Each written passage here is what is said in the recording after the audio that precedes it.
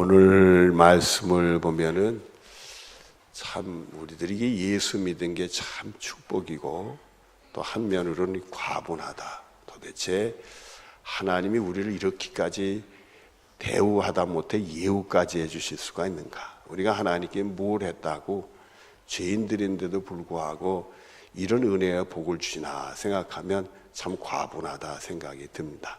여러분들도 오늘 말씀을 통해서 많은 내용들이 나옵니다. 많은 내용들이 나오는데 짧은 시간에 그걸 다 할 수는 없는 거고 간단하게 여러분들에게 말씀을 드리고 넘어갈 텐데 큰 은혜가 있는 축복이 여러분의 것이 되어지고 이 주시는 말씀이 바로 여러분 자신의 신앙 고백이요 여러분의 복으로 또 영적인 축복으로 받아들일 은혜가 여러분이 있어지기를 바랍니다. 자, 우리 11절 말씀을 보죠. 거룩하게 하시는 이와, 이 거룩이라는 건 구별이요, 죄인으로 멸망할 수밖에 없는 우리들을 택하셔서 구원해 주셔서 이렇게 오늘 우리들로 삼아주시는 분, 거룩하시니 바로 예수님을 우리가 얘기한다. 이제 하나님을 생각할 수 있지만은 뒷내용을 보면 아, 예수님이구나, 우리 이렇게 생각할 수 있습니다. 그러니까 여러분들이 하나님을 믿으시잖아요. 하나님을 믿는다는 건 곧 예수님을 믿는 거고, 예수님을 믿는 거는 곧 하나님. 그 옛날에는 그냥 쉽게 얘기하면 교회를 믿는다, 이게 신앙생활 한다는 표현은 우리나라 사람들 그랬어요. 근데 교회는 믿을 건 아니죠. 그러나 교회를 믿는다는 말 속에는 예수님도 믿고 하나님도 믿는다, 이게 다 포함이 되는 거죠. 그러니까 여러분들은 이 말씀을 일단은 예수님으로 보시면 우리를 구원하신 분은 우리 예수님, 또 거룩하게 함을 입은 자들, 우리들이죠. 우리 예수님을 통해서 죄 용서받아서 우리 구원받는 사람들이 되죠. 다 한 어디에서 난지나 그런, 이게 하나님으로부터 왔다. 이게. 여러분, 이 하나님으로부터 왔다는 말씀 속에 뒷말씀을 연결해서 보면 하나님이 우리 예수 믿는 사람들을 하나님의 무슨 권세를 주신다고 그랬어요? 자녀의 권세를 주신다고 그랬단 말이에요. 우리 예수님도 하나님의 어떻게 돼요? 아들이시잖아요. 그리고 우리 히브리서에 보면은 이 성경에는 그 예수님에 대한 표현이 한 두세 군데만 나오는데 맏아들이라는 표현이 나와요. 예수님을 독생자라는 표현도 나오지만 맏아들이라는 표현이 나오는데 이 히브리서에는 맏아들이라는 표현이 나와요. 그 얘기는 예수님이 첫째고 우리는 둘째, 셋째다 이게. 예수님하고 우리는 무슨 뭐다? 한 형제라는 게 표현이 나오는 거예요. 그래도 그 다음에 보면 그러므로 이 11절 뒤에 그러므로 형제라 부르시기를 뭐하지 아니하시고 부끄러워하지 않는, 우리를 형제로 부르시는 걸 부끄러워하지 않는다. 그러니까 여기 남성분들은 예수님의 남자 동생인 줄로 믿습니다.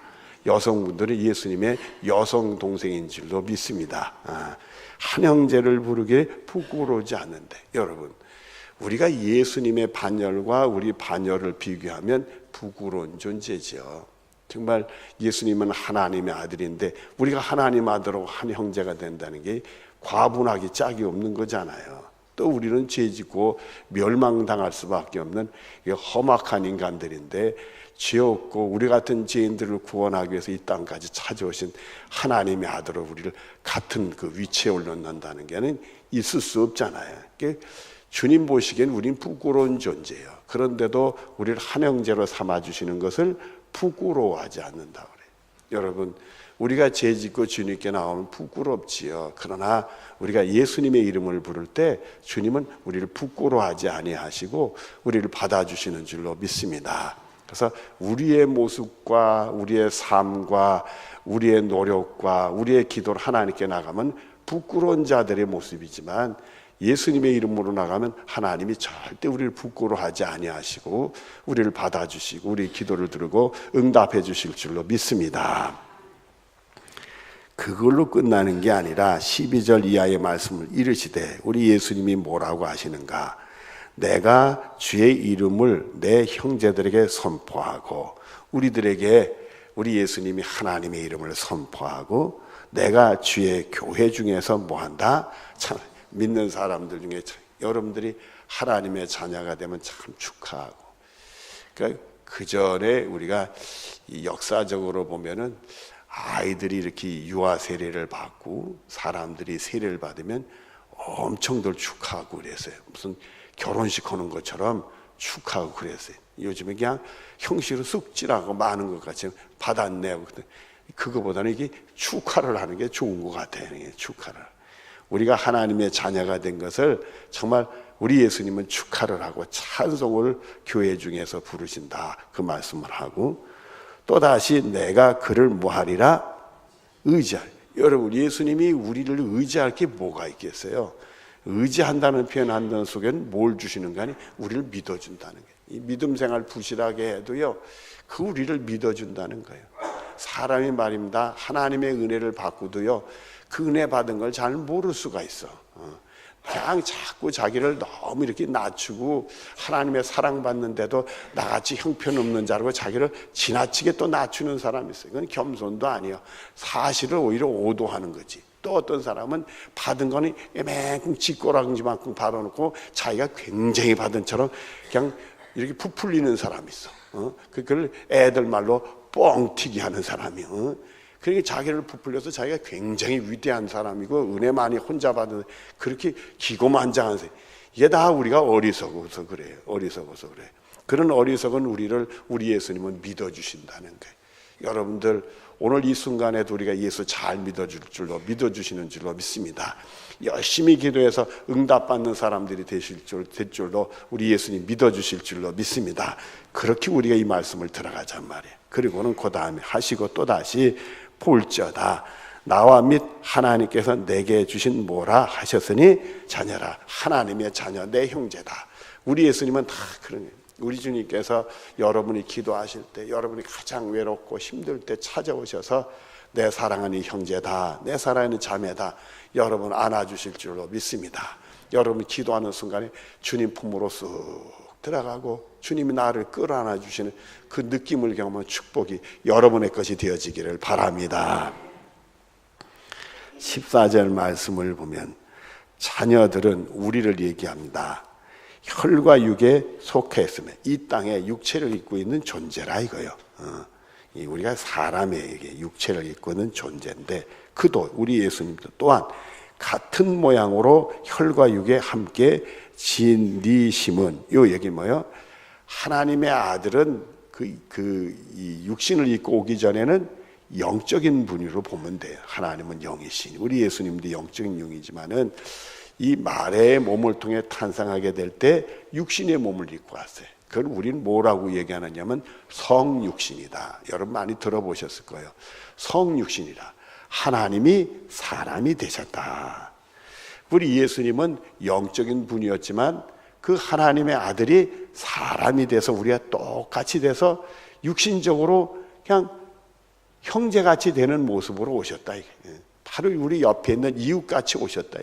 그것도 우리를 구원하시기 위해서 가장 낮은 자리로 오시고 그분은 죄가 없으시면서도 우리 죄값을 치르시기 위해서 사람이 받는 고난과 죽음을 대신 받으셨다 이거예요. 예수님의 이 십자가의 고난은 우리가 그 예수님 받으신 고난을 생각하면 그냥 내가 받는 아픔들, 괴로움들, 고통들 이게 살을 애는 것처럼 그런 아픔 이걸 다 우리 예수님은 사람이 받는 고난을 받으셨다는 거예요. 그래서 우리가 은혜를 받으면 나를 위해 돌아가신 예수님 생각하면 마음이 막 저리고 아픈 느낌을 얻을 수 있어요. 그러니까 정말 그 나를 위해서 십자가에 못 박혀 들은 예수님 생각하면 내 죄 때문에 생각하면 내 마음이 아프고 내 마음이 내가 도대체 뭔데 나 때문에 예수님이 저런 고난을 받으셔야 되고 저런 죽음과 저런 모욕을 받아 내가 당연히 받아야 내가 받아야 될 걸 우리 예수님 받았구나 하면 이 가슴이 막 아프고 말이에요.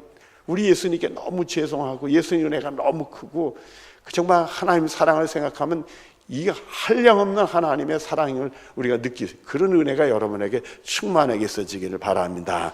그리고 주시는 말씀이 그 다음에요. 14절 중반 보면 죽음을 통하여 죽음의 세력을 잡은 자 곧 마귀를 멸하셨다. 여러분 이 마귀는 뭐였어요? 이 마귀는 우리를 고소하는 조예요. 고소하는 존재라고 하나님께 우리를 죄짓고 쓰러뜨리게 해놓고 하나님께서 일러 바치고 말해요. 그리고 우리를 고소를 해서 우리를 받아 멸망하게 우리 마귀는 우리를 유혹해서 멸망의 길로 하는 존재인데, 여러분, 우리 예수님 우리 죄를 짊고 죄값을 치르셔서 우린 예수님을 통해 죄 용서받으니까 이 마귀가 노리는 것이 된 거야, 안 된 거요? 대답이 없으시니까.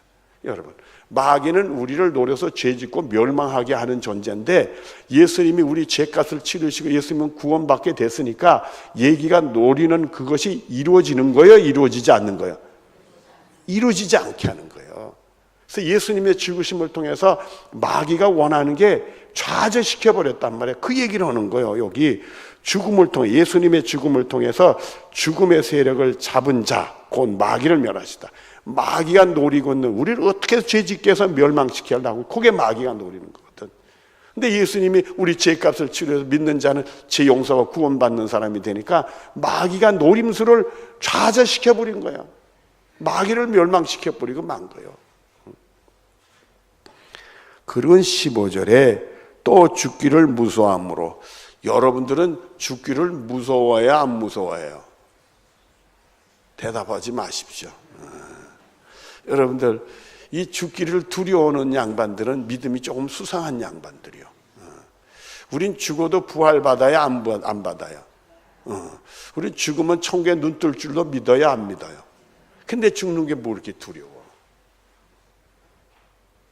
그전에는요, 제가 어릴 때는 생각했어요.